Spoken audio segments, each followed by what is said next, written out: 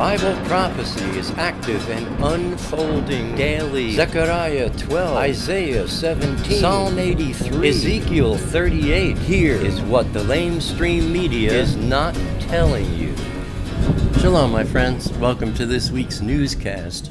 From Fars, Iran, the Islamic Revolution Guards Corps said in a statement last Thursday, quote, "The IRGC will continue its relentless fight against the hegemonic system and Zionism more resolutely and more powerfully than before.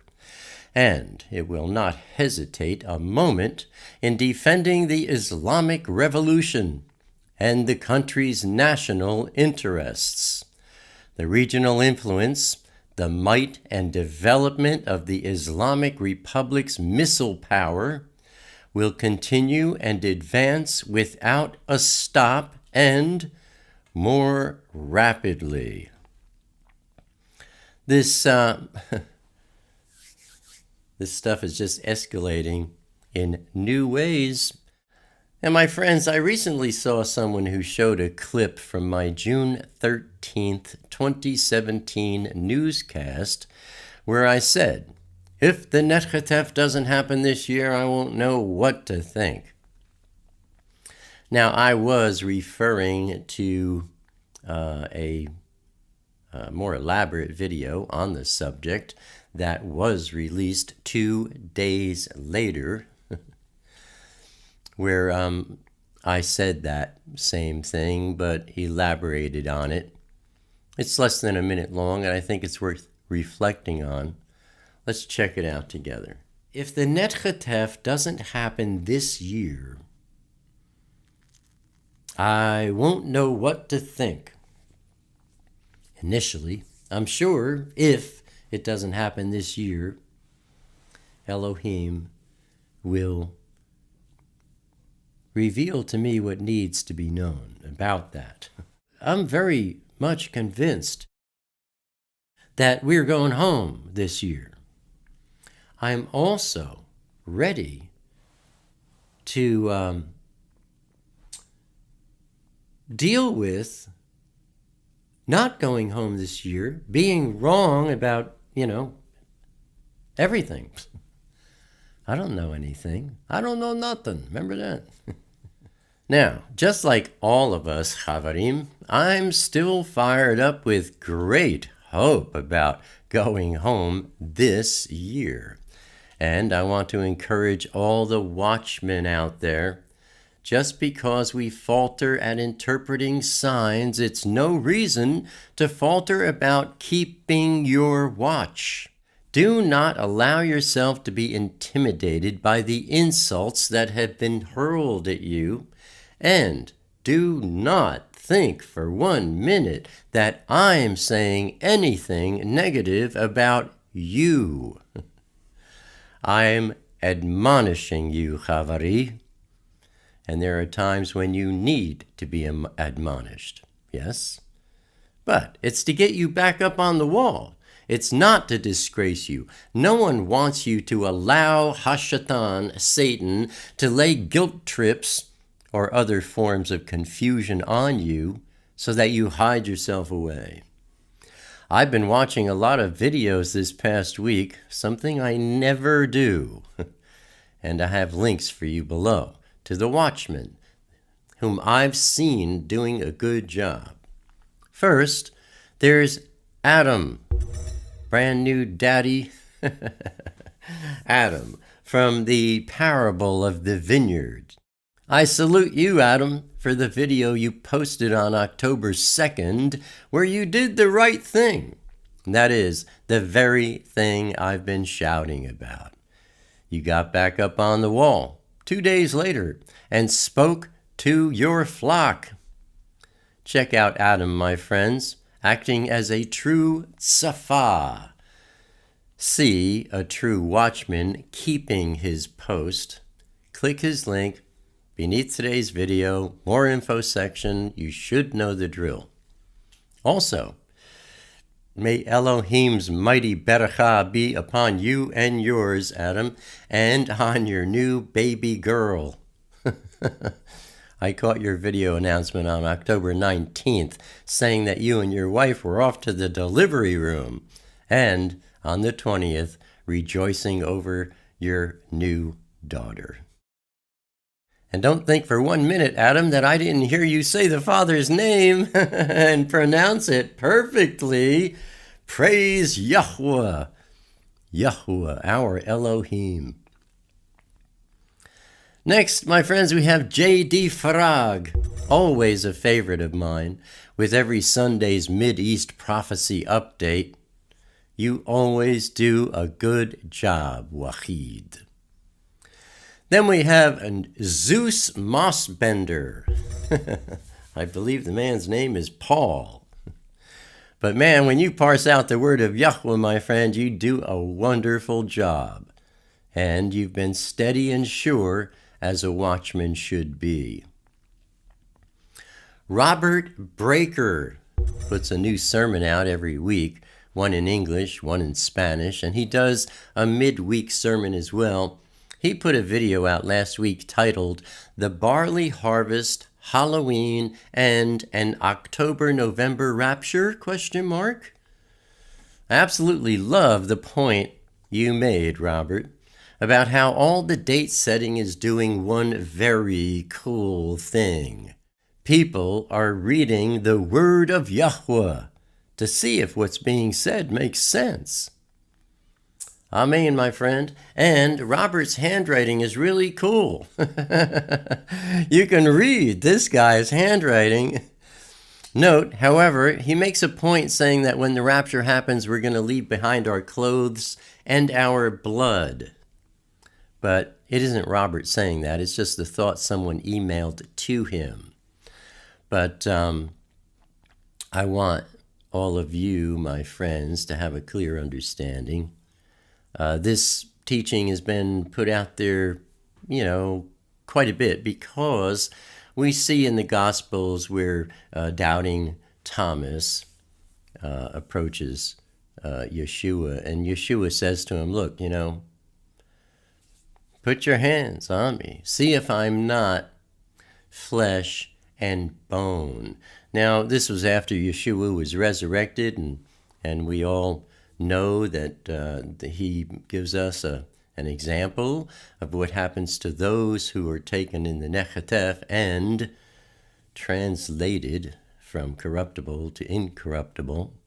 But when Yeshua says, see if I'm not flesh and bone, I believe it's a bit different. And if you think about it, you'll agree. What did he purchase us with? Chavarim. His blood. He spilled every last drop of his blood for those in the world. So when he says, I'm flesh and bone, his blood is in a vessel in the Shamayim. That's another study. But that doesn't mean that we will not have blood running through our veins. Doesn't mean that we will. I don't know. But I'm just saying, when Yeshua said that, it's not the same as us. And after he was resurrected, yes, it's an example of us being made incorruptible. But when it comes to his blood, I don't know that we have anything that can be compared. Anyway, I encourage you, my friends, click the link I have for you below. Check Robert Breaker out. Daniel Matson has a recent article worth your attention titled Noah's Day of Protective Hiding, also linked for you below. And finally, there's a watchman named Jeff who has a YouTube channel called Gevti, if I'm pronouncing it right. And Jeff posted a video just last Friday that you will certainly want to watch. It's linked for you below. He gives a very strong and scriptural proof for November 3rd, or thereabouts. And one very personal note to all of those I've just listed. My beloved brothers, it would esteem Elohim If you started teaching your flock the Kodesh language, hallowed be his name, yes? What's his name? Instead of saying God, say the Father. Everybody knows who you're talking about. Further, our Adon, our Master's name, was never Jesus. It is Yeshua. If the Father's name is to be hallowed, referring to him as the Lord or God or please Jehovah, that is cursing his nature. These titles do not cut it. Our Father who art in the Shamayim, hallowed be thy name. The name above all names is Yahweh. There, at the very least, is a good start, my friends. Please receive the admonishments from this old man in love. Luke 18, verse 8, when Yeshua comes, will he find you being washed by and growing in Yahweh's word? Most English translations say faith, abstract Western concept, not of Elohim, being washed by and growing in Yahweh's word. Eastern concept, the mind of Yeshua HaMashiach. 1 Corinthians chapter 14, verse 1. Follow the way of compassion, love, and understanding, and eagerly desire the gifts of the Ruach, the Spirit, especially Nevuah, prophecy. I urge you to watch last Thursday's word study titled, What Does It Mean to Be a Watchman? I could also have titled it, What Does It Mean to Be a Prophet? People have poor understandings of the title of prophet, the title of Navi. Anyone who interprets and delivers the word of Yahweh is acting as a Navi, and that includes you. If you've already watched last week's word study, I challenge you to watch it again with extreme care and focused attention. I promise you, you will receive revelations anew each time you watch.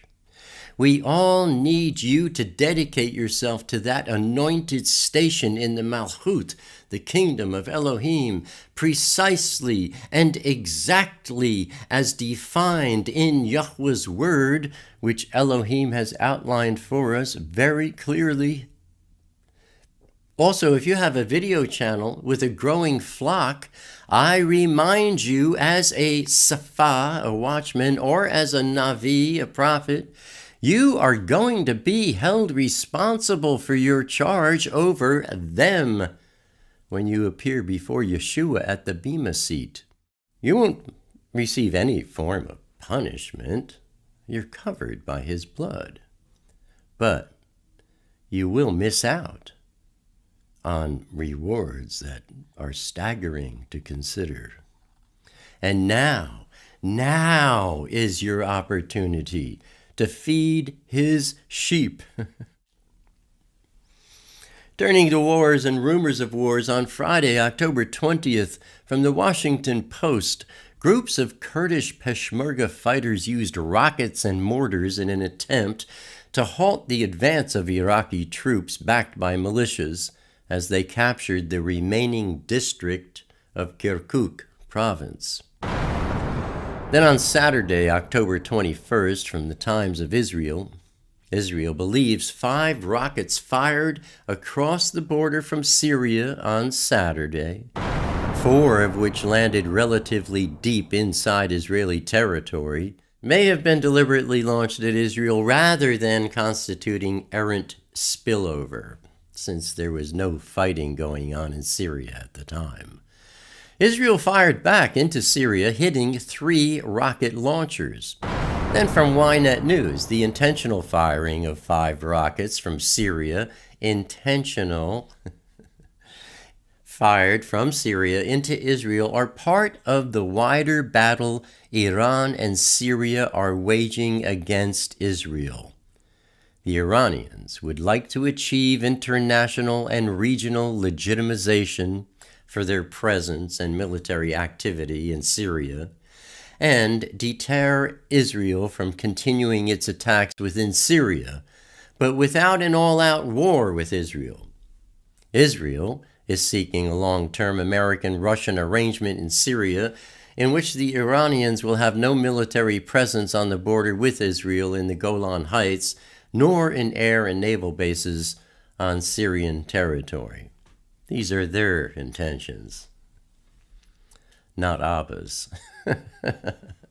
Then on Monday, October 23rd, from Arutz Shiva, Israeli Air Force planes responded to a Syrian attack on Israeli aircraft, destroying the surface-to-air missile battery which had attacked them. Looking at our Intifada update on Wednesday, October 18th, from the Jerusalem Post, a Palestinian armed with a knife attempted to attack IDF troops in Gush Etzion before being shot and wounded. And looking at our review of last week's news, Kurdish Peshmerga fighters used rockets and mortars in an attempt to halt the advance of Iraqi troops backed by militias as they captured the remaining district of Kirkuk province. The intentional firing of 5 rockets from Syria into Israel are part of the wider battle Iran and Syria are waging against Israel. Israeli Air Force planes responded to a Syrian attack on Israeli aircraft, destroying the surface-to-air missile battery which had attacked them. And a Palestinian armed with a knife attempted to attack IDF troops in Gush Etzion before being shot and wounded. And that, my friends, is what the LameStream Media is not telling you. Abba willing, I'll see you here again next week. Until then, keep your lamps trimmed and burning. Shalom, my friends.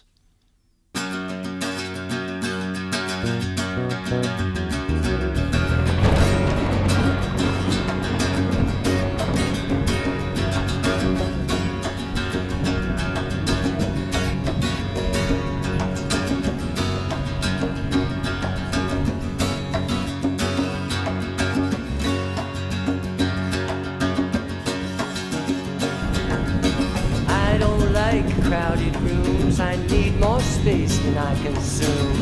Enough is time alone with you, underneath a naked moon, sharing confidential moods and making chatter. Mockingbird nocturnal sings notations of eternal things, entering the quantum breeze, flying not for want of wings. He lights his gaze on you and me, simply because we matter.